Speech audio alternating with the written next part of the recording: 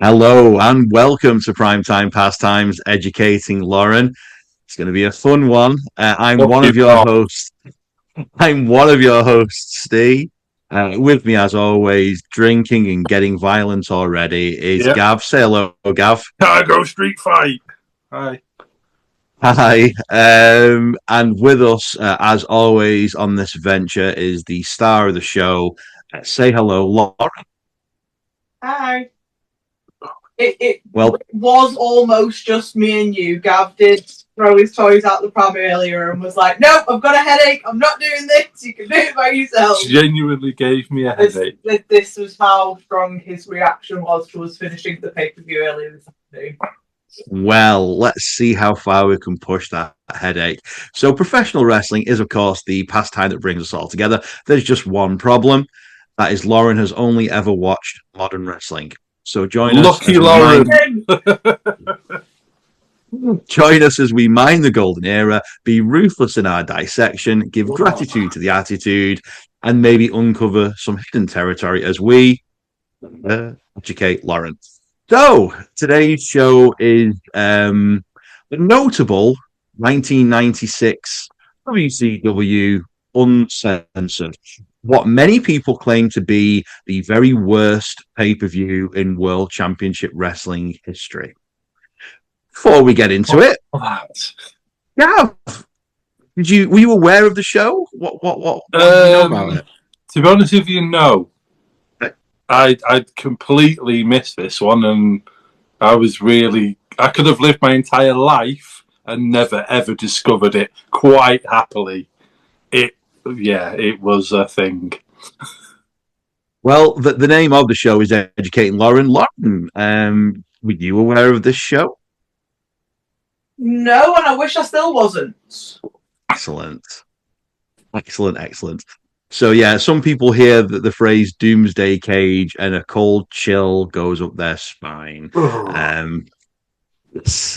So before we go into like a deep dive, really, with the Uncensored shows, I just want to ask you, do you guys understand the gimmick of Uncensored? They did mention it a little bit, but a little bit. Concept is just every 2 minutes of the entire pay-per-view, anything goes. There are no rules. It's uncensored. We'll come back to that. The fact that there are no rules, but yes, it was a pay-per-view designed to be edgy in a time where they wouldn't use weapons, in a time where if you have knuckle dusters or various plunder, as Dusty Rhodes would say, they would be called international objects because they didn't want to offend with the word foreign objects. So this is the time frame that we're working with here. And yeah, why not do a completely hardcore, uncensored pay-per-view? Yeah, so let's go into our facts. So here are some quick facts about WCW Uncensored 1996. Gary Hedrick, who played WCW mascot Wildcat Willie, as Dusty Rhodes would say, also played Jeeves in this show, accompanying Lord Stephen Regal to his match. If you aren't aware of Wildcat Willie, if you aren't aware of Wildcat Willie, he's been heavily edited out of the WWE network sort of stuff. He was really quite a big part of the WCW. He preceded the Nitro Girls. He was like a dancing sort of guy dressed up almost like Teen Wolf. There was hair everywhere, and he dressed up as a Macho Man a few times. It was a thing. Google that. That is somewhat interesting. With the Uncensored pay-per-views, this one was headlined by Hulk Hogan. In fact, every Uncensored pay-per-view was headlined by Hulk Hogan, which in itself is quite weird because we'd only had a few up till this point, and it does go on till sort of 2000. Every single one, the main event was Hulk Hogan. Debuts of several notable WCW and later WWE wrestlers would debut on this show. Most notably, the pay-per-view debut of the Belfast Bruiser, Fit Finlay. Despite being referred to as an I Quit match, the epic encounter between the Booty Man and Diamond Dallas Page was contested under standard rules with a pinfall finish. Jeep Swenson, part-time wrestler and part-time actor who famously played Bane in Batman and Robin, appears in the main event as the Ultimate Solution. You think, that sounds a bit weird, that? Well, his original name was the Final Solution until various groups and Jewish groups specifically made complaints about that name. Yeah, I can quite imagine that one. What were they thinking? So let's move on to the show and most notably the pre-show. I advised you guys to watch the pre-show for reasons we'll get into. Number one, did you watch the pre-show? Number two, what do you think of it? We did watch the pre-show eventually. But I went... Yeah, sorry about that. Gav almost lost his mind trying to watch the full And then we watched it all. So, Gav, explain why that you were making a funny face then. Oh, because it just kept pausing. Yeah, I sent a dodgy link, unfortunately, because I couldn't find it anywhere, and the link kept freezing, so we had to source the matches individually. Yeah, so when I say we've watched the pre-show, we have watched the matches. Yes. We haven't watched. If there was anything else going on that pre-show, we have not seen it. But I'm really glad we watched the pre-show though. Thought you would be. Because we actually saw a good wrestling match. Yeah, true. One in the entire pre-show and pay-per-view. Tell us what that wrestling match was, Lauren. Dumalenko versus I can't remember who was facing.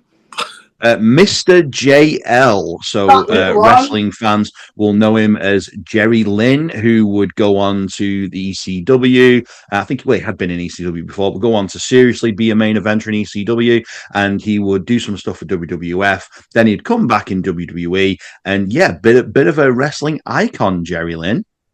He was a good wrestler, actually. He was a very, very good wrestler. I did want to watch this match. For the main reason that I knew that it would be a banger. I have seen this before, this pre-show. I didn't remember much about it, but I do remember thinking, oh no, I remember this was good. And it was good, but it was only 3.5 minutes. And what a 3.5 minutes it was. Yeah, and I feel like it maybe wasn't supposed to be 3.5 minutes. No, it was. Was it? It was. That was the plan. The finish was very sort of like, I don't know, it worked really, really well for the match, but I did question whether that was the planned finish or not, because it did seem to sort of come out of nowhere and seem to be a little bit like unsure of who was grasping where, and then suddenly it was 1, 2, 3 and done. And I was a bit tell us what happened. Try and detail what happened. I don't know, because I didn't even, the video was that bad, I couldn't even see it. Oh, okay. But so it looks like there was a pin reversal or something, and then it was, it just all seemed a little bit slippy, like someone hadn't quite got where they were supposed to or whatever, but not dissimilar. It surprised me that was the planned finish, because it was a very good end to what was a very evenly matched, sort of explosive, really quick match, so yeah. I would challenge wrestling fans to go out their way to try and watch this match. It's not the match of the show that I would recommend, but I do think if you're a wrestler, it shows what you can do in 3.5 minutes. It's a great fast-paced match. It's the start of the cruiserweights in WCW. Nitro's been going about 6 months by this point. There's a cruiserweight tournament going on. You hear them mention that on the show a couple of times. This is one of those matches. Great little match. We'll move on. In between, buy our pay-per-view. Buy our pay-per-view. Yes. Buy up every 30 seconds. They wanted you to see the Doomsday Cage, Gav. They were willing to do whatever it took to get you to watch the Doomsday Cage. Oh, it ruined the commentary, genuinely, but yeah. It's just standard pre-show rules, just is what it is.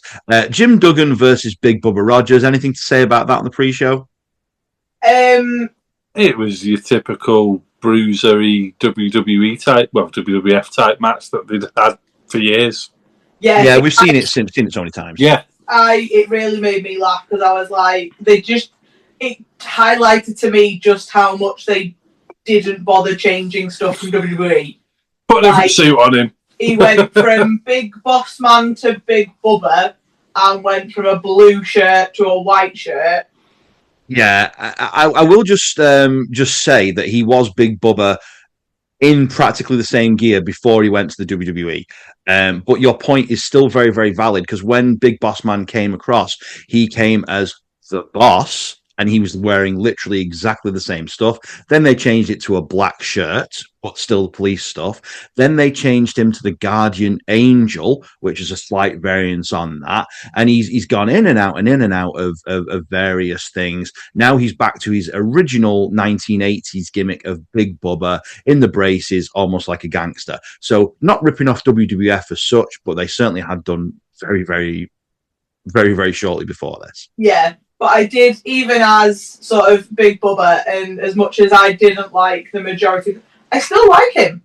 Weirdly, he's one of the more believable sort of fighters. Like when he sells, is stumbling around the ring when he's been hit, looks genuine, and like most of his strikes look so realistic. I just think for a big dude, quite often they end up sort of, I don't know, they either end up looking comical because they oversell and they fall over from stuff that they shouldn't fall over from, or they end up making their opponent look rubbish because they don't react. Like later on. Yeah. We'll get there. We'll get there. They don't react to stuff that should do, whereas Bossman seems to have found, or Bubba, found a really good balance, and I just thought, especially in that match, it quite highlighted it amongst the rest of what happened this pay-per-view.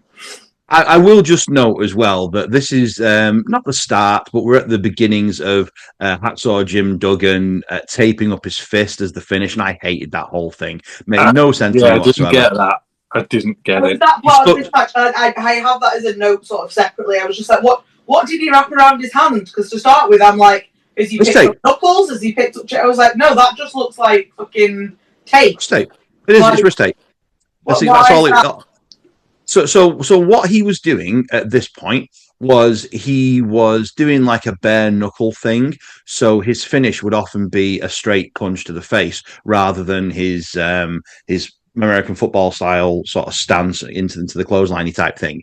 So he'd get in the middle of the match, he'd just tape out, wrap it round his knuckle, and then hit someone.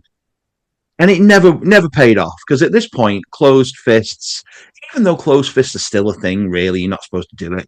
At this point, we were used to it. Definitely be used to it later. Plus the fact it was uncensored. So if you were ever going to just do a closed fist, this is the show for it. But yeah, I hated this whole gimmick of Hacksaw Jim Duggan whipping his fist up. Just made no sense. Right. Dirty Dick Slater and Alex Wright. What do you think? What was the point of that match? Are you not a fan of Dirty Dick? His manager was even more annoying. We'll get there. Colonel Robert Parker, got some facts about him later. I bet we do. Yeah, no. What with the Alex Wright? Alex Wright is the son of Steve Wright, who is a great British legend of professional wrestling. Alex Wright, in no pun intended, in his own right, is a fantastic wrestler as well. Got saddled with a bit of a weird gimmick later on in WCW, but Dusty Rhodes loved Alex Wright, and he'd call him, that's one of the key. And he would try and push him when he was booking, and very talented man, probably from a different time, really. So nothing else to say about that. Let's move on to Steiner Brothers and Nasty Boys. Hot start, it was fine. Yeah, it just always seems to be chaos when the Nasty Boys are around. Like that match. My note basically says it looks like wrestlers versus asylum escapees. Ooh, all right. That's what that match looks like. The Stein brothers look like they're there to actually wrestle, and the Nasty Boys look like they've been dragged through a hedge backwards, escaped fucking Alcatraz, and swam to the fucking shore and just come for a scrap. Or just come out of a British pub. Very vivid imagery there, Lauren. Thank you. I don't know where the escape from Alcatraz came from. Because they mentioned Doomsday. But yeah, it just... Look at trash. I don't know. I know I've dipped in and out of my liking and not liking of Nasty Boys, but the more I see them, the more I'm edging on the dislike. All right. Steiner Brothers, as much as this was chaos, I feel like there's more to them. I love the Steiner brothers. This was not the match to see the Steiner brothers properly for the first time. I would barely call it a match. Yeah. And especially considering what we would see later, why we couldn't have just had them on the pay-per-view. We'll get there, but why we couldn't have used that team instead, I just don't know. Yeah. Anyway, right, we're about to start the actual pay-per-view now. WCW Productions a bit crappy again, but what do you think of the opening? Very dramatic. Jimmy Hart needs to chill the fuck out. Yeah. Oh yeah. That manic laugh is a little bit too much. Uh-huh. But yeah, very, very dramatic with all the replay graphics and the montage and everything. But then I do like the sort of, I don't know what, it's like a ransom note of like all the little snippets of letters and stuff being ripped out. I don't know what else to call it. That's kind of what the logo of Uncensored is as well. So that's yeah, it is a bit like a ransom note. That's what I mean. I like the logo and the graphics work for that. It works for the vibe that they're going for the pay-per-view. Up until this point, really, the biggest faction in WCW was the Dungeon of Doom, which is a group of villains that was essentially brought across from the WWF to feud with Hulk Hogan. Very, very, very sinister. And that is kind of ended now, but you can still see remnants of the Dungeon of Doom sort of vibes in that opening montage where everything's a little bit spooky. Dave Sullivan, Taskmaster, is being a bit spooky. Got Jimmy Hart being erratic. You see the Giant and everything. There's remnants of that, but we are very much moving away from the Dungeon of Doom now. Thank the wrestling god. Right. I always ask this. What do you think of commentary, Lauren? I love Dusty Rhodes. Who thought Dusty on commentary was a good idea? Not me. Although he did make me laugh. So he made me laugh. I enjoyed the commentary on this more than I have done previously. I do like Tony Schiavone as a interviewer, commentator. He's an anchorman in this. He's very good anchorman between the two. He keeps control. At one point, Gav commented on the fact that what was it? He was in a power position or something like that. It was like it just sounded like he didn't know what he was talking about. When it was, to me, I like that kind of commentary because it's like what I think we've spoken about it before. One of our pet peeves is using like insider terms on commentary and things like this. Whenever we use them on here, we always try and sort of explain them. So when you've got people on commentary talking with industry terms, it loses its accessibility. Whereas I think the way Tony Schiavone does it, and the commentary on this in general was a lot more accessible. You could follow what was going on a tiny bit more than just watching the chaos that was going on in the ring. I mean, the one thing that gets me with it as well, if you'd never heard of Dusty Rhodes, let's say you're brand new to wrestling and you've heard the name and like he's a genius, and you listen to that commentary and that is the first time you ever hear him speak, you just go, that man knows about wrestling. Are you taking the piss? That is what you would think. Oh, it is. And kind of what I like about this three-man commentary booth is that each one of them don't mind playing the fool. And they're all sort of known for that because you've mentioned it. Dusty Rhodes sort of, even though he does use industry terms every now and then, which he shouldn't, he doesn't mind playing the fool. He keeps mispronouncing stuff. Like you said Jeeves earlier. Chavs. He keeps mispronouncing stuff and he keeps mispronouncing body parts. He doesn't mind being the butt of the joke. Neither does Tony Schiavone and neither does Bobby the Brain Heenan. So it's great in that sense because as much as I like people like Jim Ross does not like being the butt of the joke. As much as I like Gorilla Monsoon does not like being the butt of the joke. Let's not talk about Jesse the Body Ventura. Guess what? He doesn't like being the butt of the joke. But these three, fine. Absolutely fine with it. I'm just not sure they should have all three of them being the butt of the joke, though. No, I think there's some validity to that. Yeah, I do sort of agree, but I didn't mind. They just make me smile. And it's not even a nostalgia thing because there's just little things that they say, and it's just that's funny. I like that, and none of it's really mean spirited like some commentary is. So yeah, I don't mind it. I don't think it's the best commentary in the world, but I certainly don't mind it. Did you also notice the production gaff where when they're showing the logos of everyone's name at the beginning? Bobby the Brain Heenan and Dusty Rhodes were switched. Oh no, I didn't notice that. Didn't see that.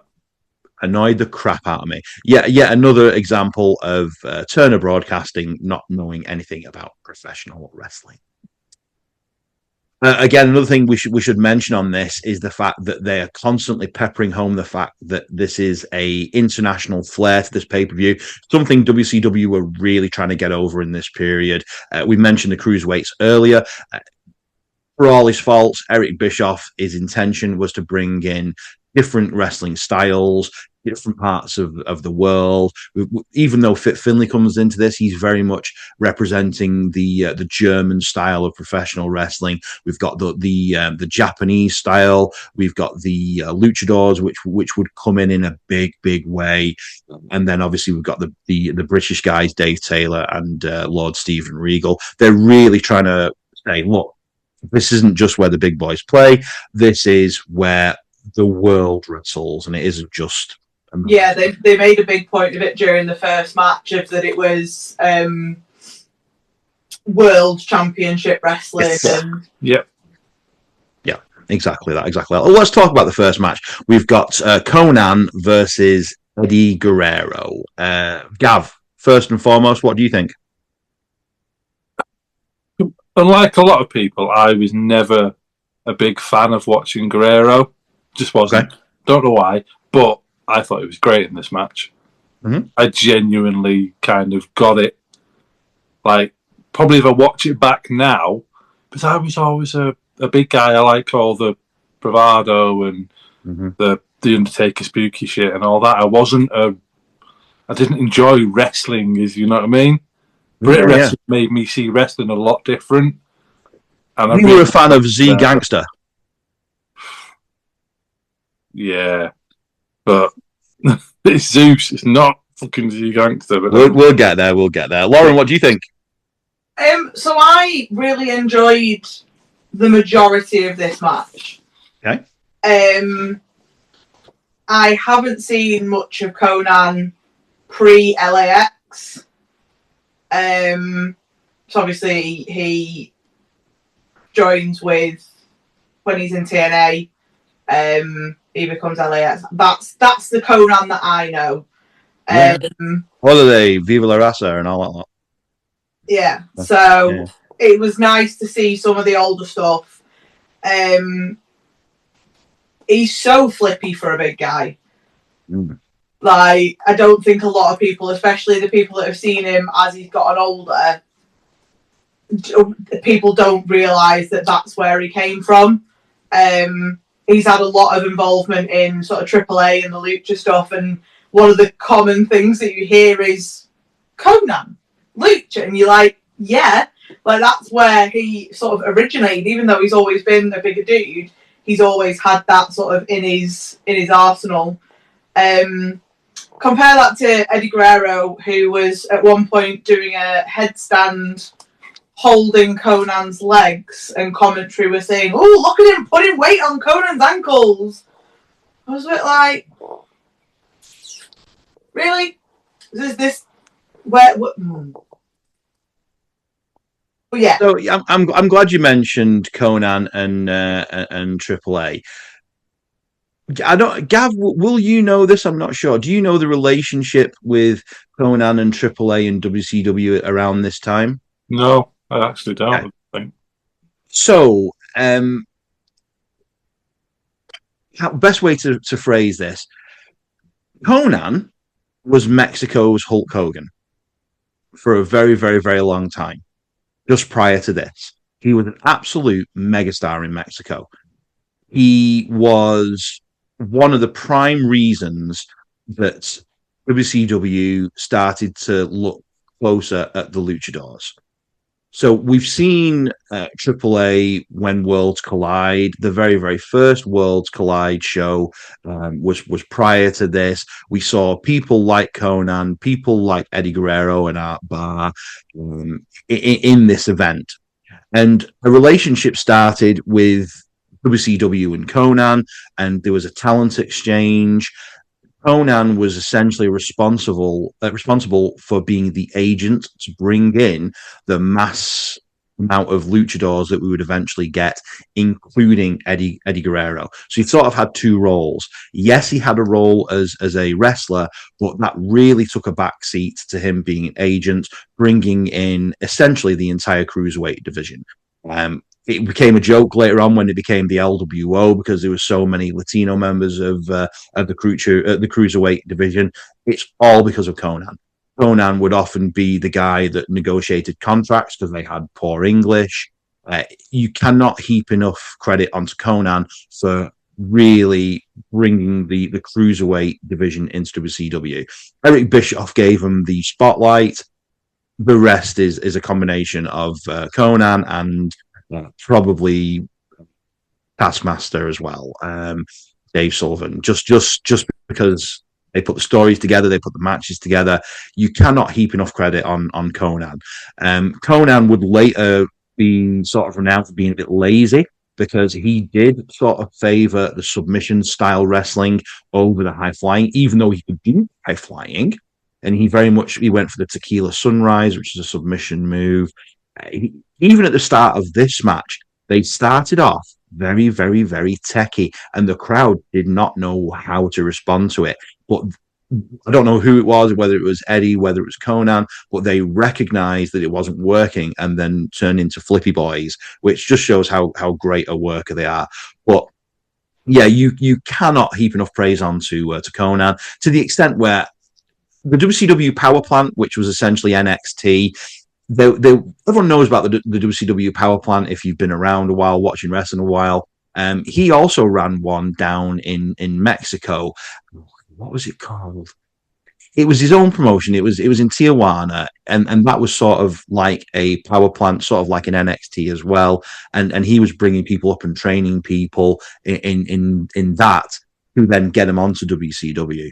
So yeah, I felt like it was just worth mentioning how important Konan was to the development of WCW, especially the wrestling side of WCW. Primetime Pastimes regular show a couple of weeks ago as we were recording this. Ethan Steen talked about the first hour of WCW Nitro being far better than the second hour of WCW Nitro. That's because of the luchadors. Yeah. And it's as simple as, really. Yeah, just going back to what you were saying about the difference of styles within the match, of them starting techie, and I think they continued that, not necessarily the techie stuff, but they continued to switch the styles up all the way through the match. We went from submissions to flippy stuff to a bit of ground. Like, it was very good. I enjoyed the changes of pace, and that became even more prevalent the more and more we got towards the end of the show, because it just became very samey. So it really did. For me, the match did lose a little bit of oomph towards the end. It was almost like, I don't know, it was almost like logic went out the window a little bit. We had like a close, I think it was a clothesline from Konan, and then he started showing out to the crowd, and then he turned what does showing out mean? To pin Eddie. What does showing out mean? Pardon? What does showing out mean? Showing off to the crowd, like trying to get them to cheer for him and whatever, rather than paying attention to the match. Thank you. Then there was like Eddie was dying on the floor, barely kicking out, and then next minute he's jumping up to attack Konan while he's sat on the top turnbuckle. It was just, the logic seemed to go a little bit, and then such a weird finish. Tell us what happened in the finish. So it was Konan went for a leapfrog. No, Eddie went for a leapfrog. Eddie went for a leapfrog, failed to get high enough, so his genitals hit Konan in the face. Yeah, all to the face, baby. All to the face. and it was like it was a low blow according to commentary. Yeah. So Uncensored, the name is this pay-per-view, but we've just had a DQ finish. Well, not a DQ finish, but we just had essentially what would have been a DQ spot. Yeah. But it was weird that it wasn't. It was so. It looked so accidental that if it wasn't accidental, then who planned it? Because it was just daft. And then, that was the intention. I'll say that it was the intention. That was the finish. This was the start of the absolute insanity of rules, no rules throughout this entire pay-per-view. Exactly that. Yeah, I agree. Weird finish, but a really, really solid match. Anything to add to that, Gav? No, just I need to probably watch a lot more of Eddie Guerrero, to be honest. So yeah, and it's worth saying as well. We talked a lot about Konan there, but Eddie Guerrero was building quite a following there as well. For a very, very long time, he was the least well-known son of Mando Guerrero. Mando Guerrero, least sort of famous son, but he's really coming into his own at this point. He's spent some time as Black Tiger 2 in Japan, taking that role over from Rollerball Rocco from World of Sport. More on World of Sport in a little while. Yes.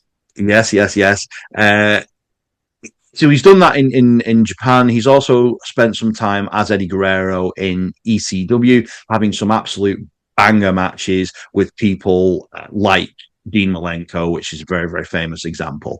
So yeah, his star is rising, and there was a poll apparently around this time saying that Eddie Guerrero is one of the brightest stars in WCW, and everyone loved him far more than the established old WWF people. So a change is coming. We're moving on then to the Robert Parker interview. Colonel Robert Parker. Do you know anything about Robert Parker, Gaff? No. Also known as Robert Fuller. He's another person who you shouldn't Google if your name is Louis. I had a feeling. Yeah, he's got a big old bick. Yeah. So, not much to say about that, other than the fact Dirty Dick Slater said the phrase, he nailed the head right on the head, which I thought was hilarious. Yeah, man, you nailed the head right on the head. Just made me laugh. Yeah, it's just fair enough. How dare you? Cletus was a developed character. Not a bad worker in his time, to be honest, but you certainly wouldn't know it here.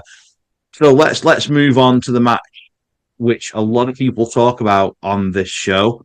Lord Steven Regal versus the Belfast Bruiser, otherwise known as Fit Finlay. What you mean the match? Lauren, what do you think? Should have been the main event and the end of the show. So you liked this one then, did you? Yeah, I may have slightly over-exaggerated earlier when I said that the Malenko JL match was the only decent match of the night. I'd just been that traumatized by the last two matches that I'd had to sit through. Get it. But yeah, no, this I really enjoyed. Again, I know a lot of Regal's stuff when it comes to on the mic and the character work and stuff like that. I do not know, shamefully, that much about his wrestling. It's not someone I've seen wrestle a whole load. Obviously, anyone who knows me knows my passions and my speciality of wrestling is the character, the performance, and how like everybody feeds into that. So Regal is somebody I have studied in that way, but never in ring. So this was really cool for me to see. I know there'll be spots in there that you've loved. His little ref distraction, dragging him behind. Genius. Joey Hayes does that. Pardon? Joey Hayes does that. Does he? Yeah. I've noticed that. Yeah. But yeah, you can so see in this match where the British strong style reputation sort of is where it's come from, because it clearly is. Obviously, with Fit Finlay being from Ireland, Was he genuinely Irish, or was that just one of those character things? No, he's Irish. Okay, just with you saying before that he was representing German wrestling, it threw me a little bit, and I was... No, let me explain where I'm coming from with that. So, what I'll say is, first of all, what you said about William Regal, this isn't his normal style. He can work this style, but he's a very, very techie wrestler. When I have said in the past that Lord Steven Regal, the persona of Lord Steven Regal, is my favorite version of William Regal, or whatever you want to call him, it didn't include this much of a hard-hitting style. I like his tech stuff and his character stuff more than anything. Not to say I dislike this. I think this is fantastic. It's a little nuance that he can pull out. But that isn't his normal style. His normal style is techie, and it's character based, and it's very much World of Sport in a lot of ways, which makes sense because he was in World of Sport joint promotion specifically. Along with Fit Finlay was also in World of Sport. They would often tag up. And I don't know if you know this about World Sport. I'll very, very briefly mention it. The Big Daddy and Giant Haystack feud that went on for years and years and years. Almost never any single matches. They would always be tag team matches. It would be the two big guys, not just Big Daddy and Giant Haystacks. Big Daddy would do this with a number of people, but mainly Big Daddy and Giant Haystacks, each with their own smaller tag team partner that would go in there and they would do the wrestling. And then you'd have one of the big lads come in, do a belly flop or belly butt and do the odd spot, and that would be it. So one of these rotating group of tag team partners was Steven Regal. One of these rotating group of tag team partners was Fit Finlay. So they've got a history on the British scene tagging with those two behemoths. That was that style. As World of Sport was dying, there was a bit of a resurgence in. Maybe resurgence is a wrong word. There was a healthy wrestling market in Germany, which was much the same, but also a lot of more brutal, hardcore style matches. So Fit Finlay went off in that general direction. So did Dave Taylor, actually, who is Squire Dave Taylor, one of Steven Regal's lackeys that comes in later. So when I say the German style, I'm very much talking about what had happened after World of Sport. Makes sense. If that sort of makes sense. Yeah. So yeah. I often also refer to William Regal as kind of like the Harley Race style character, and that very much is thinking about how rough and ready he can be in some of these matches. But it was quite unusual for him to be like this, except for when he worked with Fit Finlay. And I think it was just magic, this match. Tony Schiavone's favourite match of all time, believe it or not. Wow. Really? I did. Yeah. It was a very similar match to the match before, in sort of just a lot sort of rougher. There was a lot of changes of pace, a lot of different between the subs and then the strikes, and it didn't. I don't know how long the match was, but it didn't feel like it went on for far too long. Looked as real as you can get. I did note that it was a long match, but it didn't feel like Regal's psychology. I don't know what Fit Finlay's like he's not someone I've ever massively looked into, but knowing what I know about Regal and his psychology within the ring, that is so evident in that match, in the way the match flows, in the double kick up over the top rope that Thingy did. So well done. The timing between the two of them, you can see what you said about them sort of working alongside each other a lot at World of Sport. You can see it because they clearly know each other so well. Their timings and their sort of coordination just really worked, and I think they showed off the best of each other. So yeah, if that was the main event of this show, it would have been a good one. I've been quite happy. If we'd have watched a pre-show and then ended on here, it would be a damn good episode of TV. Yeah. Damn good episode of TV. Yeah.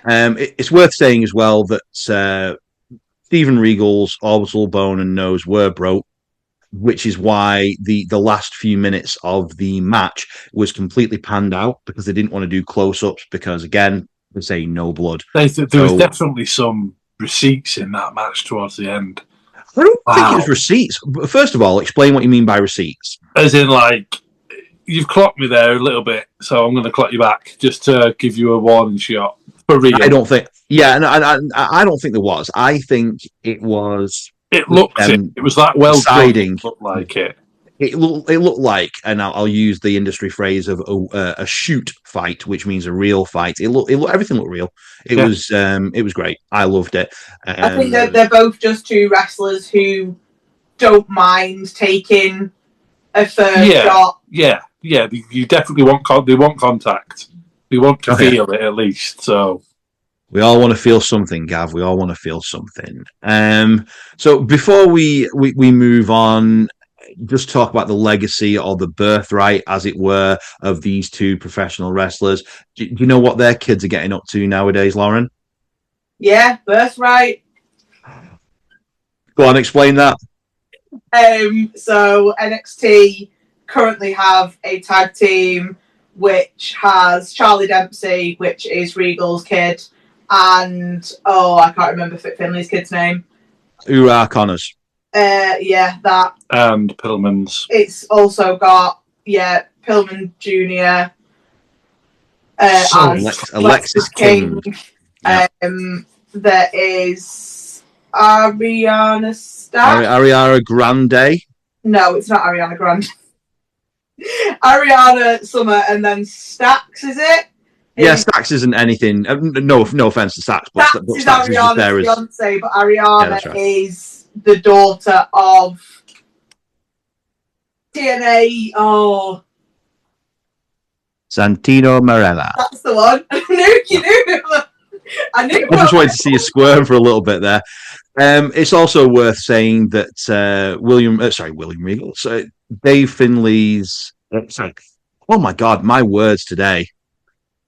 Finley's other son, Dave Finley, is also in AEW, currently in command of the War Dogs. So yeah, a great legacy of professional wrestling there. I can see it. Like what NXT are doing with Birthright and the fact that they've got Regal and Finley and stuff. Oh, Gav's gone. Gav's fed up. He's walking out. That's the end of the show for Gav. We're getting into the scary stuff. He's gone for another can. But yeah, it's nice seeing the legacy being carried down and like using Regal. I think Charlie. I think they actually gave a shout out to our lovely sexy Kev and his. They did. Snake. Did they? The other week, Charlie Dempsey wasn't at the show for whatever reason, and they had a video promo from Regal that said that Charlie was back over in Wigan in the Snake Pit. About 10 minutes from my house, that, by the way. Yeah, run by Kev Lloyd. So yeah, just one of the Brit Ref stars currently that you can see the influence. One of the current Brit Ref stars. Before we get derailed by NXT, Gav is wearing a old Mason Rook t-shirt. And one of my notes earlier that I didn't mention when we were watching Dean Malenko was I wasn't sure whether Dean Allmark was a second generation wrestler, but if he was, I highly suspect that he was named after Dean Malenko and he's absolutely lived up to his name. Because, it's like he sat there and studied him. There is a wrestling connection with Dean Allmark, but I'm not going to go there. So, the Giant interview. What do we think of the Giant? Paul White. He's just not scary. He looked a lot more normal. I don't want to sound horrible, but as in like physique-wise, because he was so slimmer and he just looked like a bigger average dude. There wasn't as much, you know what I mean? I do know what you mean. I do. I'm very much enjoying you trying to say what you mean, but I do know what you mean. Yeah. Yes. Yeah. He doesn't look as imposing as Andre the Giant, for example. Yeah. Who in the story was his father. which is ridiculous. Which you'll see comments like that peppered in because Yeah, Bobby the Brain Heenan later on says, and I know his dad very well, alluding to the fact that he managed Andre the Giant in WWF. But yeah, the disease that Andre the Giant had, which made all of his features gigantic. Paul White, his features are fine. He's just a big dude. Yeah, just an average dude. Yeah. And as I mentioned, the last remnants of the Dungeon of Doom really is the Giant here. Did you put together the story for this, Lauren? Did you understand what was going on with the Giant and Loch Ness? No. Gav, anything? Not really. All I kind of gathered was that the winner of this gets to fight for the belt. So yeah, that's right. So what had happened was, as I mentioned at the start of the show, we've got the Dungeon of Doom that was the biggest faction for WCW at this point. The term Monster Factory is often used with Hulk Hogan because he would basically just have one giant wrestler after another, and he would knock them down. So you had Andre, you had Earthquake, you had the Shark, who was also Earthquake, and Yokozuna, and Yoko. Well, yeah, he would have Zeus, Z Gangster, and he would just have all these people that would be sort of physical threats to him that he would mow through. So it's a monster factory, and again and again and again. And he'd run out of all of his friends by this point, and they said, "Well, I'll tell you what, let's bring over another monster, another giant, as it were, to wrestle him and put him in the Dungeon of Doom." So that giant is Loch Ness, and I'm using the word giant a lot. Oh, why, Gav? I had to tell him who it was. No, I have to. Go on, Lauren. You tell us then. You tell us. It's Giant Haystacks. It is indeed yet another of the old World of Sport stables, Giant Haystacks. So he was the person that they brought in to feud with Hulk Hogan. And it did not work. He had a couple of matches, and physically, he just was not there. He wasn't at the same level that he used to be. Not that he ever did a great deal, but he was still athletic. I've seen Giant Haystacks throw himself out of a ring after a belly butt and look like, oh my God, that's ridiculous. So very, very athletic man back in the day.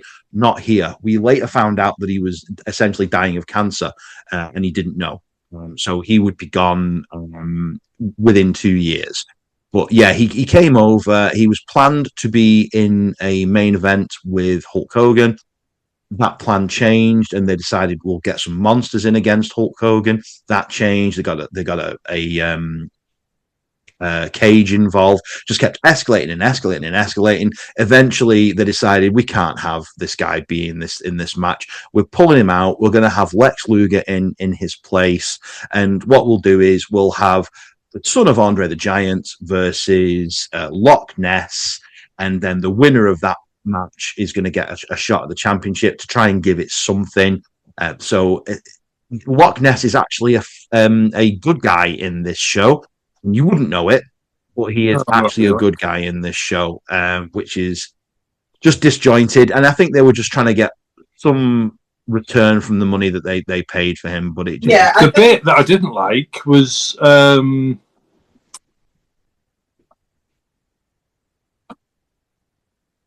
interviewer. What's he called? Lee Marshall. No, the interviewer. Oh no, Mean Gene. Sorry, Mean Gene. Yeah. When he turned around and goes, "Oh, I've got a dentist you might like." I was like, "That's a bit harsh, mate." It's totally disrespectful, isn't it? He looks at him as if he was going to kill him. To be fair, he looked at him as if like, "You little cheeky shit." And he's from Salford, so you know, yeah, he'll do things. Yeah, it's a shame.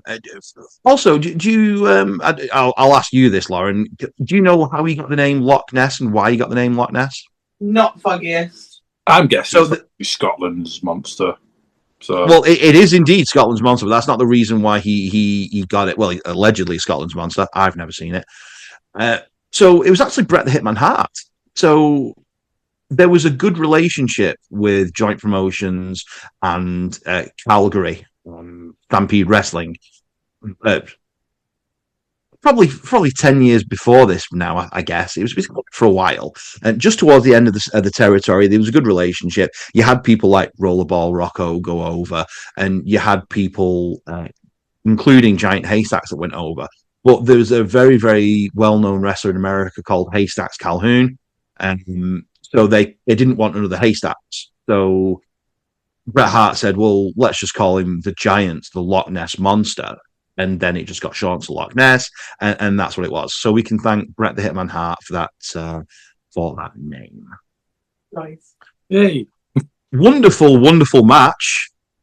Happened the match before this, but this was not.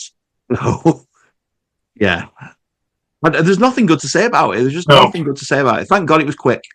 I mean, the only thing that when Paul White goes flying over the frigging turnbuckle and falling out, that the fact he managed to keep himself safe was a testament to that's a lot the talent of the Giant. Yeah. Well, it's weird because what I was saying was Giant Haystacks used to do something similar. So it is interesting, and I hadn't put the two and two together until just now. I wonder if Giant Haystacks suggested that. Maybe. Because show yourself off a bit and yeah. Because Giant Haystacks used to do that, but yes, very, very athletic, and the Giant could do Hurricane Ranas and drop kicks, but he was never allowed to. But yeah, very, very athletic man. Awful leg drop though. Could never do a leg drop. Yeah, it wasn't good. Anything more to say about the unfortunate Loch Ness versus the Giant? No, I don't think so.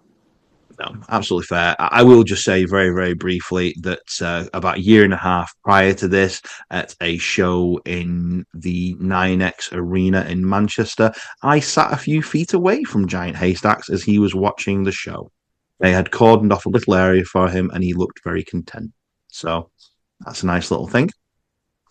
So we've got Colonel Robert Parker versus Medusa.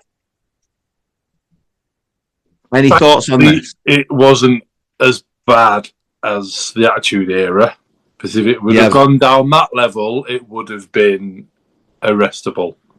It does feel Attitude Era-ish, though, doesn't it? Yeah, it had that. It had the sort of start of that vibe, where you're a bit, no. It's so weird that it's not the worst match on the show. It's so weird that it isn't. Yeah, very weird. Yeah, when it started, I was very dubious. It seemed like it was taking the piss out of Medusa a little bit, and I was worried where it was going to go.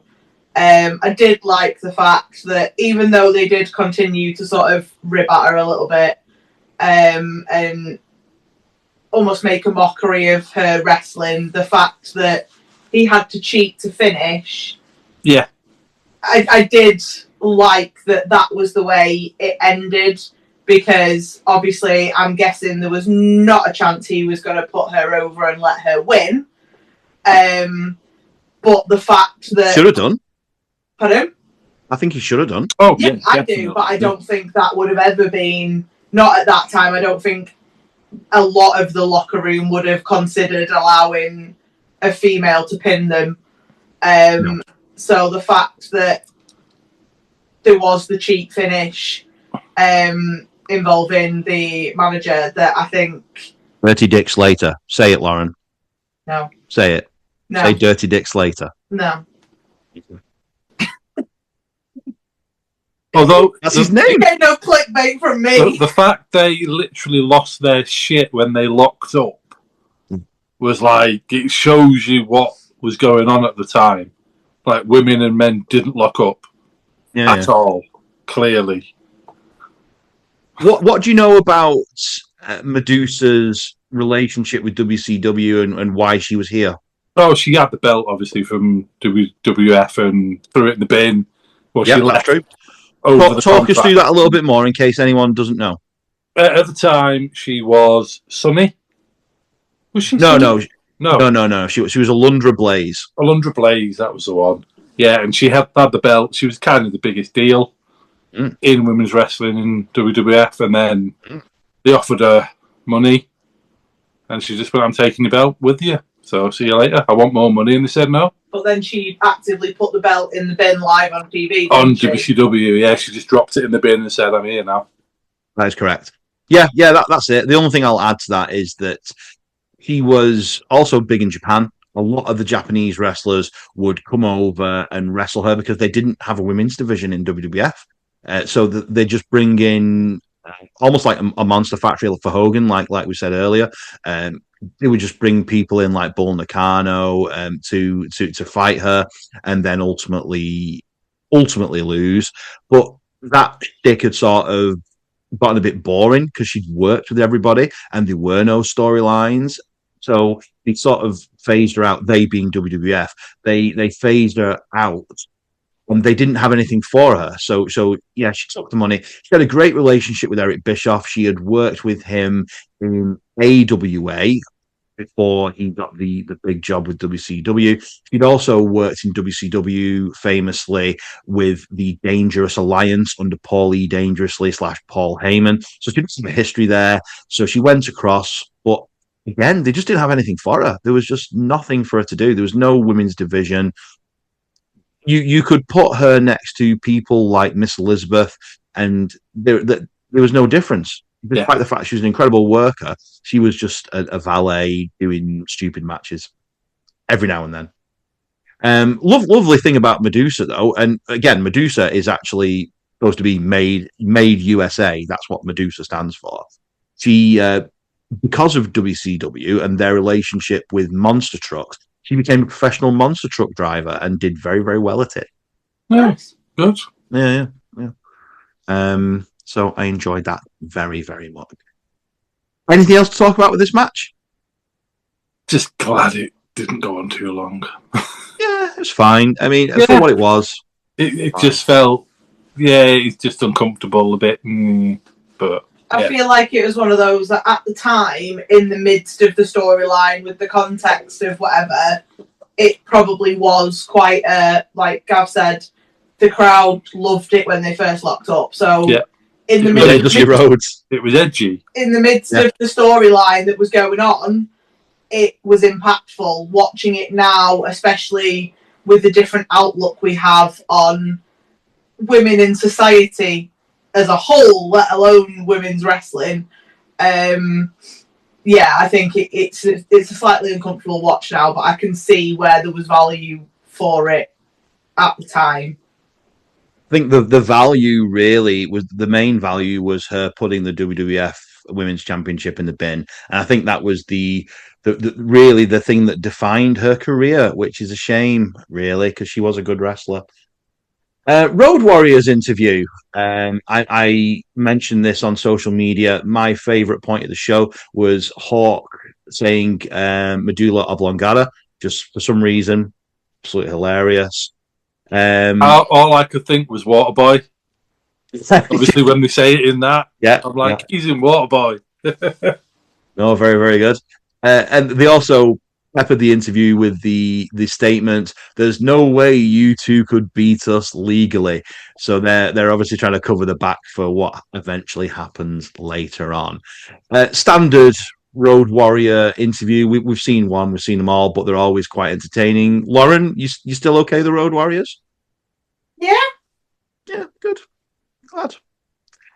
DDP versus the Booty Man, later joined by Kimberly Page, aka the Diamond Doll, aka the Booty Babe. What do we think? I can't really talk about this one because I fell asleep on this match. Oh no!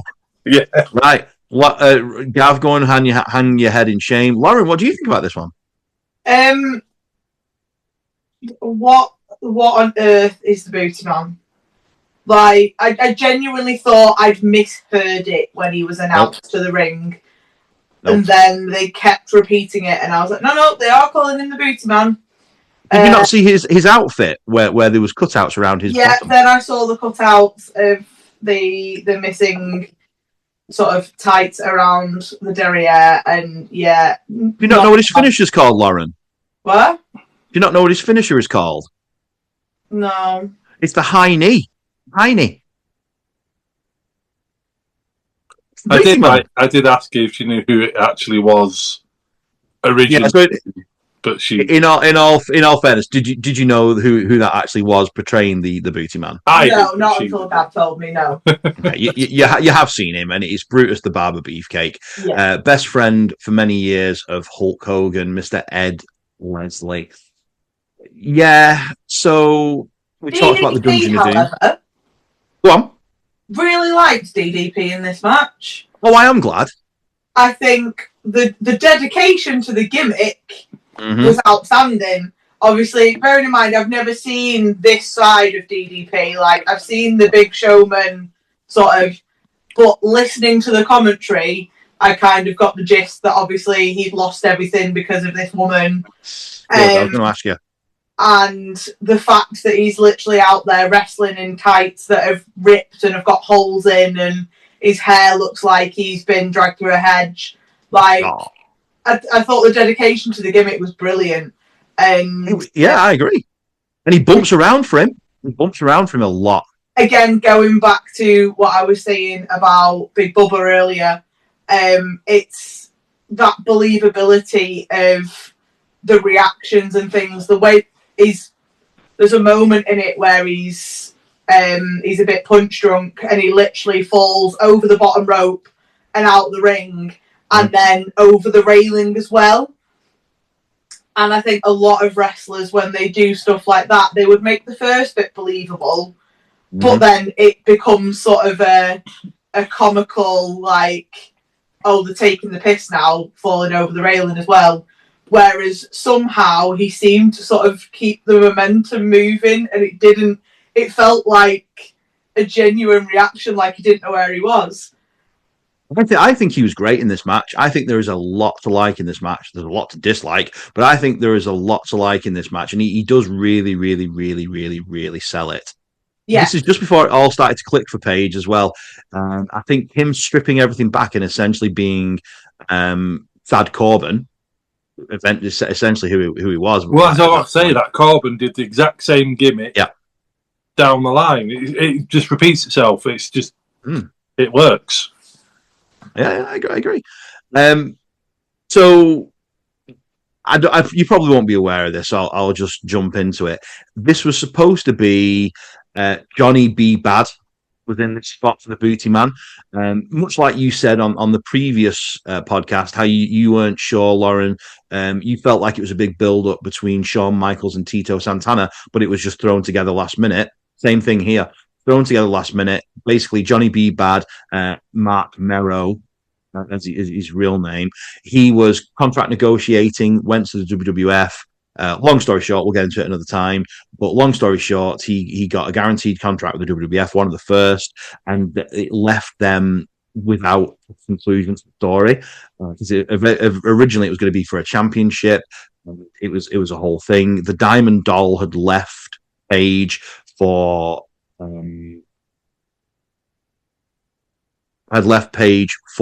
Mark Merrow, Johnny B. Bad, sorry. And that was going to pay off here, but it didn't. So we've had a very, very tagged on feel where the Booty Babe just shows up in the colours of the Booty Man and just decides she fancies him instead, which came out of nowhere. But they gave it away at the start of the match. They said they called her the Booty Girl at the start of the match before she'd even aligned with him. So they sort of spoiled the match a little bit there, which was a bit annoying. But it felt weird and disjointed. But I think they did okay with what they had to deal with. Other than the fact the match was a bit long, they did okay.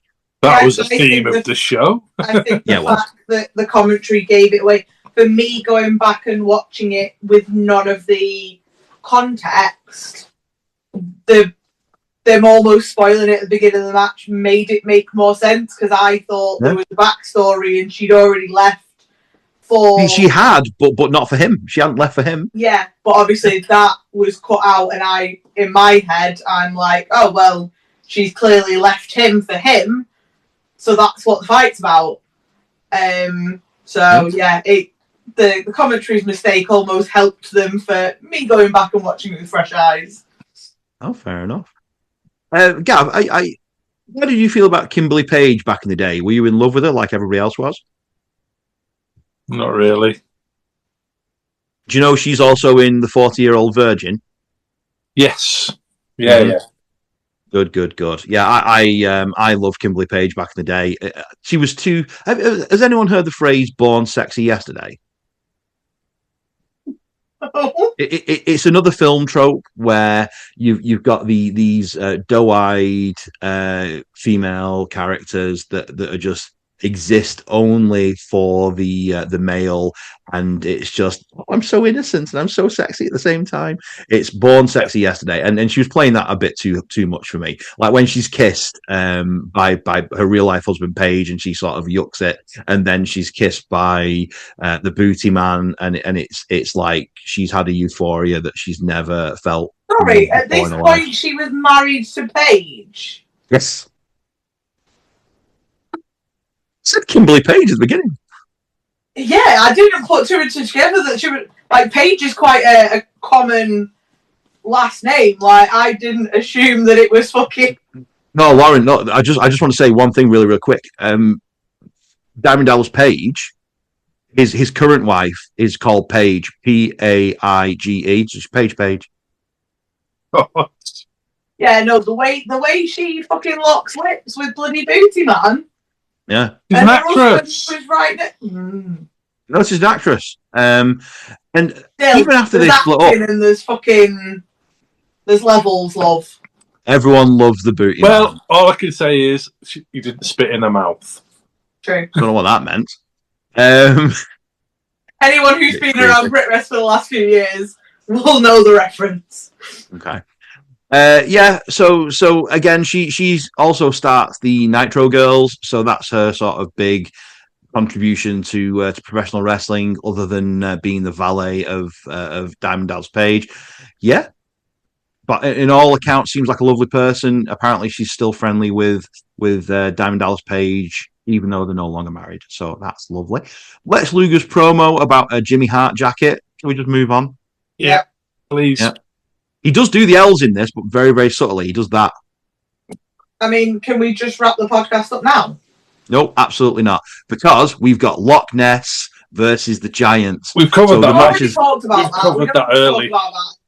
We covered it earlier. And do you know what? And I would have just said, well, we've already covered that. But, whatevs. I just want to say as well, it's a great use of referee Pee Wee Anderson in the Giant versus Loch Ness, because he's a very, very small ref. Yeah. And he does that very, very well.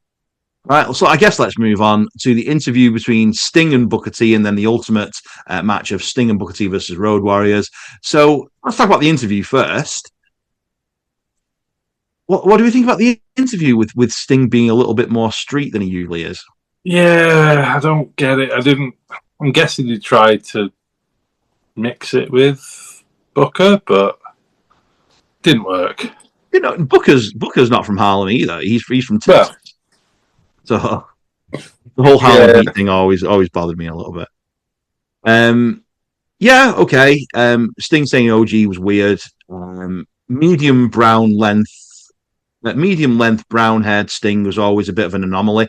Is this the first time you've seen medium length brown haired Sting, Lauren? Sorry, I'm just thinking how I'm cutting medium brown length and using it as a clip. And Booker T's in that clip. Don't know what you mean, pal. Is this the first time you've seen Sting in that particular guise? Yeah. Well, there you go. It's also, and again, we've talked about gear before, but it does my head in that Sting is wearing face paint, which is red and amber, which is the color scheme of the main gear of Harlem Heat. But then Booker T wears purple, and then you've got the Road Warriors wearing red.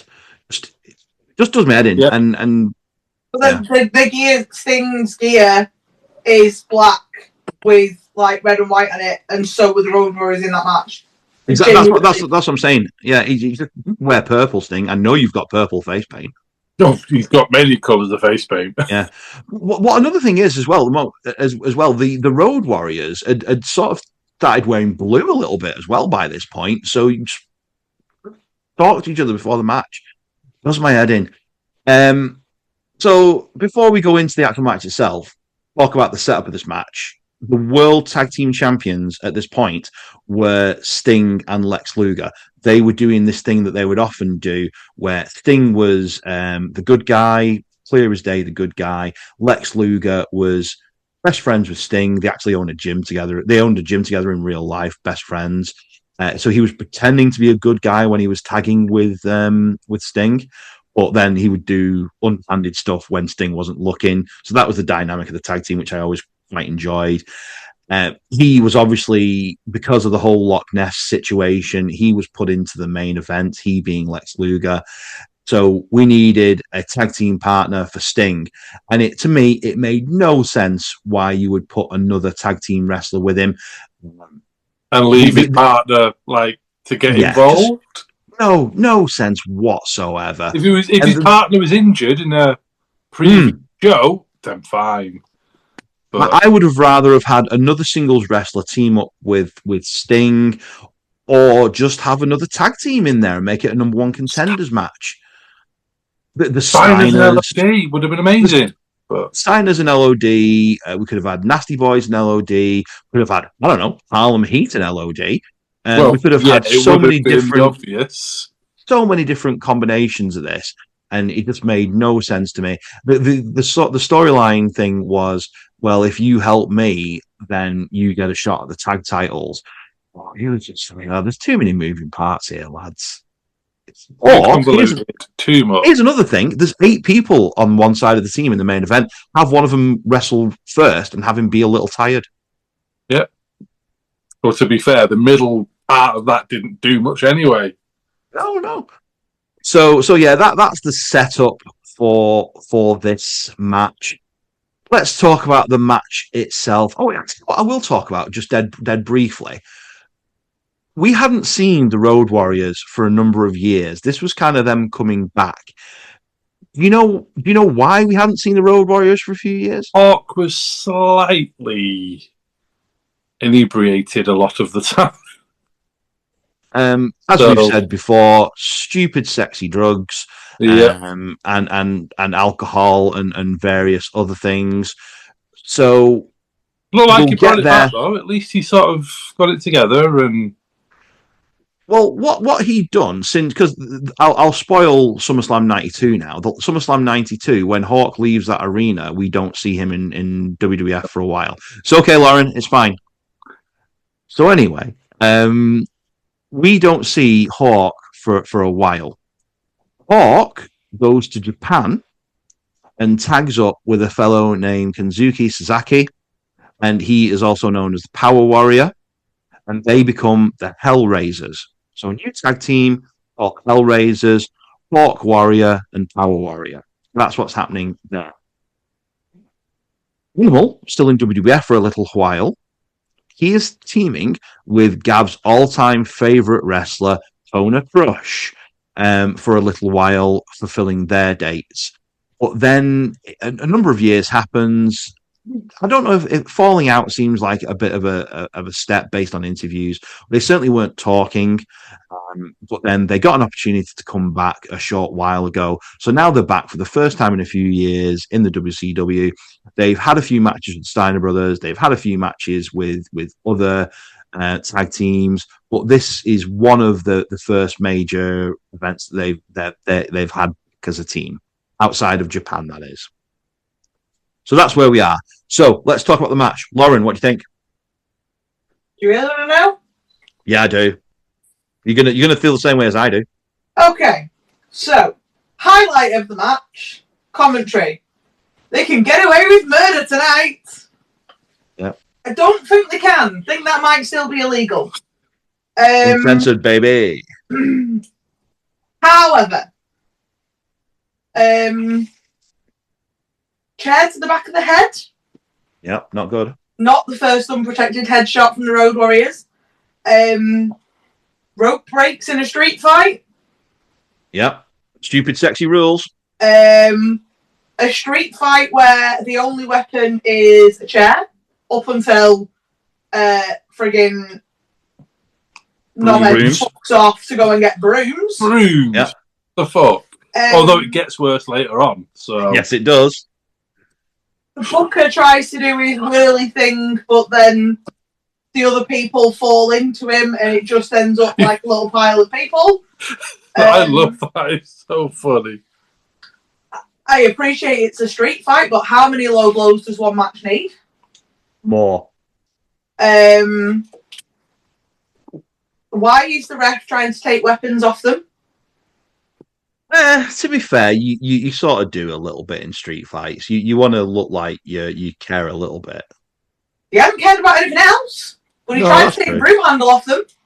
Well, no, he kind of takes the broom handle and then kind of goes, "Do you want it back?" And he goes, "Yep."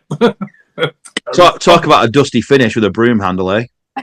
There was a very nice drop kick from, I think it was from Booker to a flying hawk. Yeah, that was a good move. Other than that, how long was this fucking match? Too long, Lauren. Too long. And there was My many highlight of that, what felt like 2 hours, was commentary telling people they can get away with murder and Booker T's dropkick. honestly, there was so much going on that you couldn't see because of the stupid camera angles. Oh, cameras. Two cameras. Annoying. People getting Irish whips as people are getting dragged across the floor, so they have to then stop. There's so many little botches in that match. It was just awful to watch. I like every one of these performers. This, for me, and this is going to be a bold statement, this is the worst match on the card. This is fully the worst. agree. Also, I'm interested in your opinion on this as a referee. Mm-hmm. If you're going to have a street fight with a tag team and you were going to allow falls to count anywhere, with rope breaks, yeah, forget the lack of rules. If we've stipulated that falls can count anywhere and you've got a tag team, how is one referee supposed to keep control and count all the falls? Oh, no, I see. I can understand that. I can explain this. Sorry, Lauren. The reason for this is WCW are terrible, and they don't think about stuff like this. And the Road Warriors didn't care because they were half spaced out by this point and couldn't be bothered. Sting didn't care because he's Sting and he shouldn't be in a tag team. And Booker T didn't care because he hasn't got his brother with him. I do. Yeah, that was my actual probably only constructive criticism of this match that wasn't just it's shit, was a genuine sort of question of, if you're going to have a tag team falls count anywhere match, you need 2 referees, because if there's no tags and anyone can just pin anyone, then Well, we've done that. We've done that in my in my list of matches when we've had tornado rules tag matches where falls count anywhere. We have 2 referees. Can't believe you said that. That's a real thing that's happened to me. There is one thing I do want to add to this, though. Okay. This was around the time of the scandal of the roids in WWF. Just after. Why would WCW not asked about roids? The size of these guys in that. They're even bigger. So the thing is, what you've got to understand here, Gab, is that the roids scandal was very much focused on Vince McMahon and Hulk Hogan. Yeah. To the extent that the other professional sports were not getting the same level. Other professional wrestling companies were not getting the same level. And huge. A big reason why a lot of these people have gone over to the WCW is because they don't have the same stringent steroid testing things. You'll notice when you see Randy Macho Man Savage later on, he's not wearing a shirt, he's not bigger, he's going back to his So that's the reason. So a lot of them have moved over because the steroid testing isn't as good, isn't as thorough. Also, there's guaranteed money for a lot of these people, whereas that used to not be the case in WWF. You were paid a downside guarantee with the ability to make more money potentially, but it wasn't like a guaranteed contract. So one of the main reasons for the WWF exodus that we talked about in previous episodes was so they could take stupid, sexy drugs. Yeah, kind of. Just thinking it's pretty much the entire roster at this point. Yeah, well, most of them are ex-WWF guys. Yeah. And it's good that you picked up on it, and that's the reason why. So yeah, everyone is, well, not everyone, but a lot of people are on the sauce. Oh, definitely. So we haven't talked about the fact Lex Luger is still involved in this match, really, because he was preening himself and looking in the mirror and being all narcissist. And then he gets involved in the finish, which was okay. At least it was inventive. At least he got it finished, finally. It went on too long. There's too many botches. Well, even the commentators at one point said this could go on all night, and we were like, yeah, it probably will. Feels like it has. Yeah. I'm trying to think of anything else we need to cover on there. Well, I'll say one thing. Nick Patrick, the referee for this, something that I audibly went yes on the TV was when he did do a count on the outside of the ring. He did the softest count, so he went. I did see, yeah. He's an absolute hero for that, because I know some people on the British scene have had a go at referees protecting their hands when they're outside or when they're dealing with plunder in the middle of the ring. I'm not being funny. We have to hit the mat. We have to hit the mat hard. And I'll tell you a little story about me as a referee, considering it's come up a couple of times now. So I'm at SovPro a year or so ago, a couple of years ago now, maybe, and it's a 24/7 title. And forget who won the title, but Richie lost it, and it was a very, very, very, very, very thick old boy, Jim Floor. And he said, Steve, will you come over and be the referee and count this? So I did the ref slide. I made it look very, very dramatic. I put my arm up. I slammed my arm down for a pin out of just habit, like I would do in the ring mat, and almost broke my hand. So I'm driving home on the way, because I went, oh, boom! And then the next two were. But the first one, I did it the way I would do with a regular count, and I'm driving home, and the palms of my hand are turning black. And the person that's you remember this, and the person in there is saying, "Steve, are you all right? You need to go to the doctor or something, or the hospital." I was like, "Oh, hopefully it'll be all right," and it was. But yeah, I was convinced for a few hours that I'd broken my hand. So thank God for Nick Patrick, senior referee Nick Patrick, the eventual NWO referee Nick Patrick, doing a soft boy tap.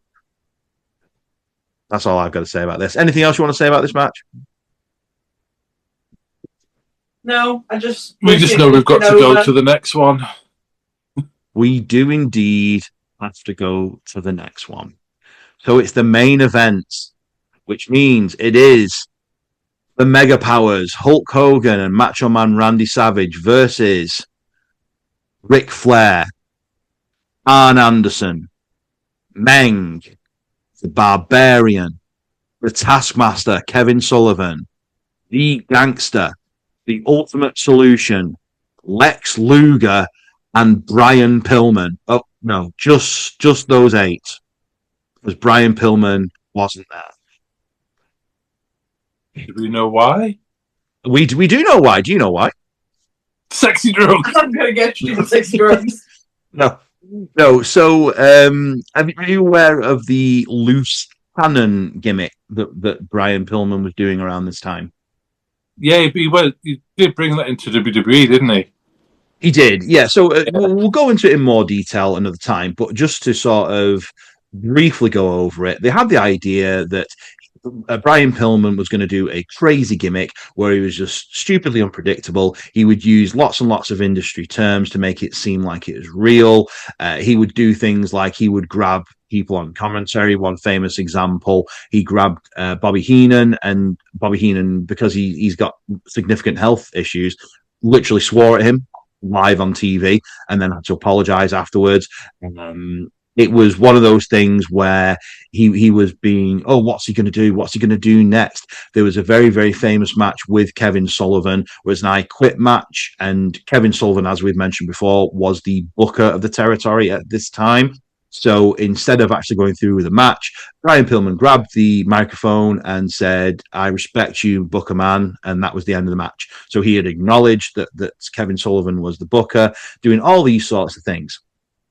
So behind the scenes, and he's part of the Horsemen as well. I should mention he's part of the Four Horsemen, which is one of the factions represented in this alliance to end Hulkamania. So the plan was, and he concocted this plan with Eric Bischoff, that no, there was a plan for his career, not this match. For his career, the plan was he was going to say, can you please fire me so that I can go to ECW, do some more unhinged stuff, and then come back to you and we'll carry on the gimmick. And it'll be this whole, oh, is it real? Is it not real? And Eric Bischoff went, what? Yeah, let's do that. That sounds absolutely fascinating. Let's give that a try. So he fires him for real, thinking that he's going to bring him back.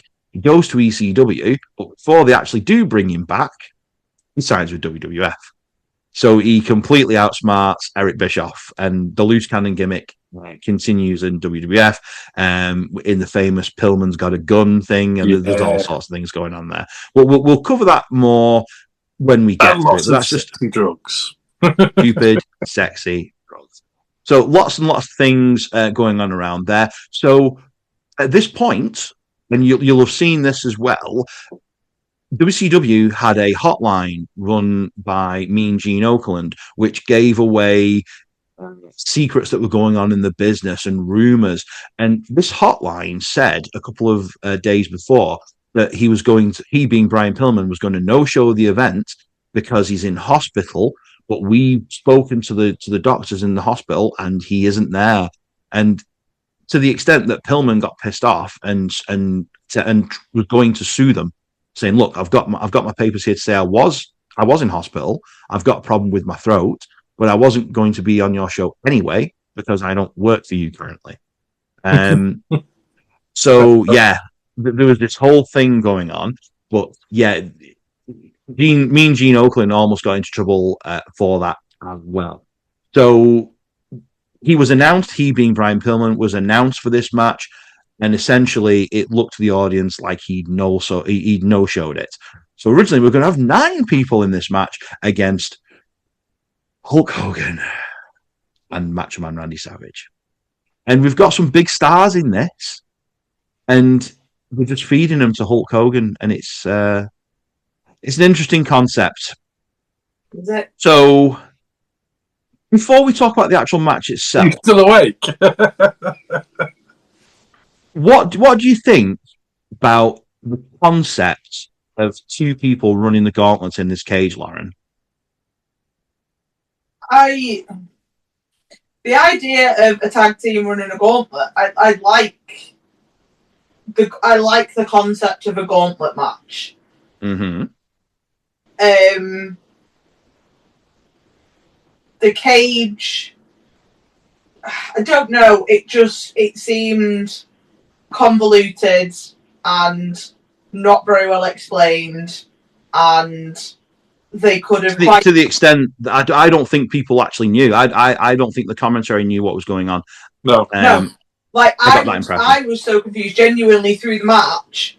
There was a point where I think Hulk had Flair's shoulders pinned like on the floor of their level of the cage. And I was a bit like, well, why is the ref not counting a pin? Because surely that's how they beat those 2 to get to the next not level. Escape. They were meant to actually beat them to get next minute that. there's a trap door and they're just escaping. Why not just have it as a normal cage around the ring? It was clearly just an attempt at one-upmanship of trying to do something that was going to grab headlines, and I think it drastically backfired. because nobody knew what was going on. I think even the people in the cage didn't know what was going on. They left the cage at one point and then went back, and then went back again, and then went and pinned someone. Yeah. I suppose we better do something to bring this to an end. Genuinely, my thought process through this, so I was writing notes, as I do as we watch all these pay-per-views, of my thought process. And my thought process was so confused. Do they have to pin them? Hulk's just had Flair's shoulders on the mat, but the ref did nothing. Sod hitting the side of that cage, because you might go through it. Obviously, in my head, I actually asked Gav where this landed in the timeline of the Mankind incident. We're a while away. We're a while away from that. 2 years. 2 years before we discovered.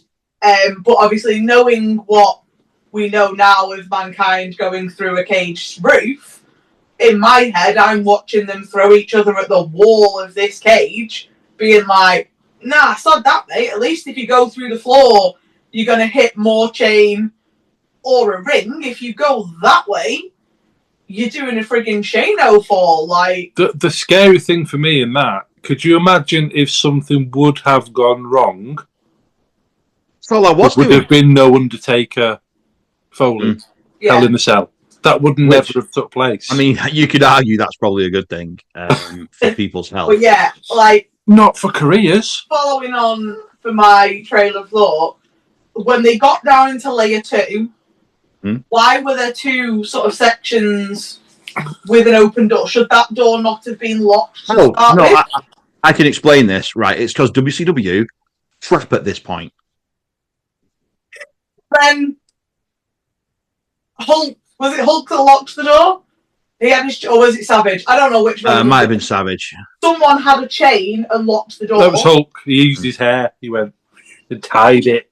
If you've got a how's he tied the chain? How's he tied the chain? He had no padlock. He might have had a chain, but didn't have a padlock. Yet this door was locked tight enough to keep 3 big ass wrestlers At out. one point, 6 or 4. Sullivan hanging off the side of the scaffolding. Is he insane? He's the booker as well. He put this match together. They went off for a walk down to the main ring, and I was sitting there thinking, isn't there a ring in the cage? Like, why are we going to the main ring? And then clearly someone realised, and they went for a walk back to the main ring. You know what I think that was? Genuinely, do you know what I think that was? I think that's because everyone in the entire building had to creak their necks to watch this bloody main event that was in the entranceway. So I think they went to the main ring in the center of so they could watch arena to give someone. Because imagine if you paid for front row tickets for that, and then you missed the entire main event because it's got little shadowy figures jumping about. Just imagine. Because there's no way that the live audience could see what was going on in that cage. No. We couldn't, and there's cameras. It was just a genuine, like, watching that whole main event. It was also following on from the tag match that we just had. That more of the same. Went on forever, and there was no point to it. And it was just, it just seemed to be one of those... You knew what was going to happen. Like... Yeah, I mean, even I think about it now. Even if we'd watched it back then, I still think you would have known what was going to happen. Everybody knew. It was so obvious. Everyone's so annoyed with Hulk Hogan at this point and Hulkamania. Hulkamania died 2 years ago, but nobody thought to tell Terry Bollea. But like Gav said, it was like the whole premise of the match from how we understood the rules before the match happened. It's like, so if they get pinned on level 1, this whole match is over. So if the baby faces do, yes. Yeah, so if Hulk and Savage get pinned on level 1, the whole match is over. So that was clearly not going to happen. Like, and you sort of like, it's just not believable that they're going to invest this much money and not have them finish the gauntlet and come out victorious. So it was just a bit of it felt like a waste of time. No one knew what was going on. It's shit on all the wrestlers. All the wrestlers you put in that match. Okay, you've got Z Gangster. For anyone that didn't know, that's Tommy Tiny Lister that was in Friday and No Holds Barred was No Holds Barred was a big one that he had with Hulk Hogan. Human Centipede 3 apparently, which I found out yesterday, which was great. Didn't know that. No, I didn't either. I've never seen it, but so you've got him, and he's got a history. You've got Gene Stenson, who is the ultimate solution. He's got somewhat of a history because he was also in No Holds Barred with him. You've got the Powers of Pain. Sorry, not the Powers of Pain. You've got the Faces of Fear, Meng and Barbarian, who've got a history with Hulk Hogan. Haku, Meng, whatever. And you've got the Horsemen, and it's just like legitimate, big guys. Why have we put 8 of them just to get beat? Yeah, with frying pans. Frying pans. That's how they win. No, they don't. They win via Lex Luger turning or doing something weird. Well, we're guessing it's a plot point, so we've got to explain what you mean by that. By doing something weird. So Luger comes and interferes in the match. He's in the match. He doesn't interfere. He's in the match. He supposedly comes to knock out. Yeah, he's supposed to have been eliminated. Yeah. So he shouldn't be in it. The match, and he puts this stupid sexy glove on. Macho held up, waiting for Luger to punch him with his supposed weighted glove. Yeah. Smallest glove I've ever seen. Savage ducks. But Luger doesn't just accidentally follow through. Luger pauses, grabs his head. Savage has ducked, and then continues. And then commentary are clearly, visibly, they seem visibly confused as to whether that was an accident or Luger's done it on purpose or what. And then we'll get to find out next week on Monday. The funny thing is, I don't think we ever did. I don't think we ever did. There was no actual payoff for that. Well, no, and the reason why there's no payoff is we're about to have a monumental shift in professional wrestling. And that is the debut of Mr. Scott Hall, formerly Razor Ramon. Yeah, so that was not long. And Mr. Kevin Nash. That overrode that idea. Yeah. Everything changed. Everything changed when those two gentlemen showed up. I said it before to Lauren. Genuinely, WCW means nothing to me apart from the NWO. End of story. They don't bring anything to my memories. I don't have any nostalgia other than the NWO. That is it. So we ruined that. Do you want to guess why I have suggested we watch this show today?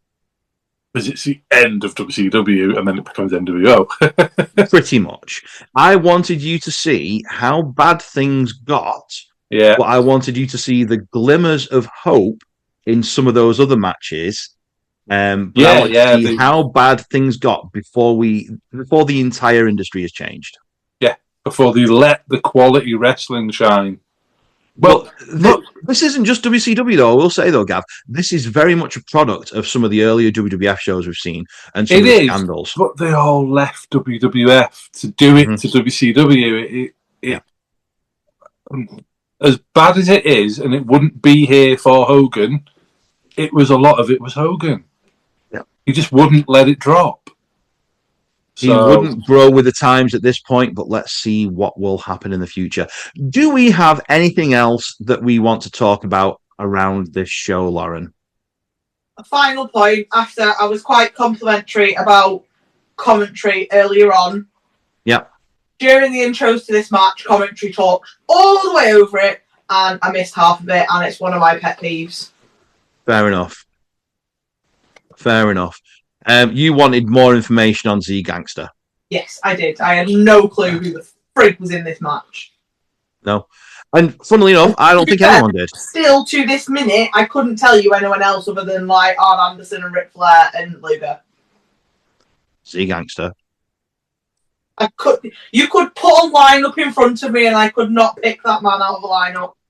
I think a few people were putting lines up in front of each other before the show. Yeah.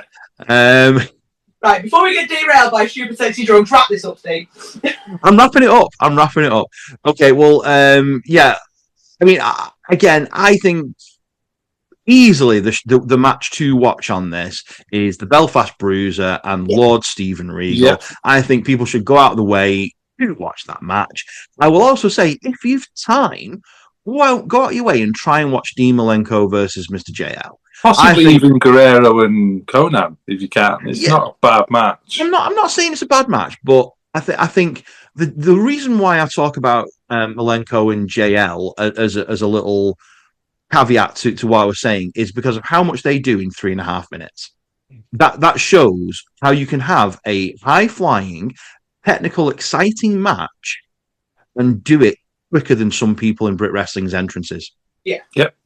Oh yeah. And if you're going to go and watch Finlay and Regal, it's the second match into the pay-per-view. Just watch the first match as well, because it's also entertaining. Yeah. And then make sure you turn it off. That's your highlight. That is your the whole show. End. Rapidly turn it off because it just goes downhill. But as much as all the notes you were putting online before we recorded this, before I watched it, I was dreading this. I bet you were. The last two matches genuinely were horrific to watch. I genuinely, my brain was going into override of like, what the hell is going on? But I'm going to ruin. No, I'm not even going to say it now because you're going to ask me the question in a bit. And I don't want to. Oh no! Just say it. Say it. Forget the flow of the podcast. Say it. This, I think, out of all the episodes we've done so far, I feel like this episode, as horrific as the last two matches were, and I'm going to reiterate that the last two matches were horrific.